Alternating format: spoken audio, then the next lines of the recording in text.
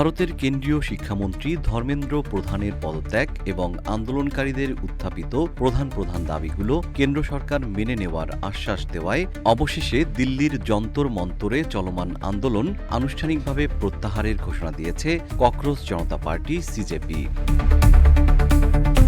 ২৫ জুলাই সরকারি প্রতিনিধি দলের সঙ্গে সিজেপি নেতৃত্বের তৃতীয় দফা সফল বৈঠকের পর এক যৌথ সংবাদ সম্মেলনে এই ঐতিহাসিক সিদ্ধান্তের কথা জানানো হয়।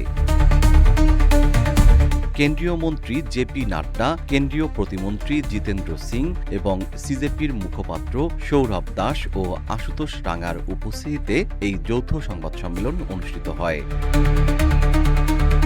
সংবাদ সম্মেলনে সিজেপির মুখপাত্র নিশ্চিত করেন, দেশজুড়ে নিট প্রশ্ন ফাঁস আন্দোলনকে কেন্দ্র করে শিক্ষার্থী ও আন্দোলনকারীদের বিরুদ্ধে দায়ের করা সব আইনি মামলা বা এফআইআর প্রত্যাহার করে নেওয়ার প্রতিশ্রুতি দিয়েছে সরকার।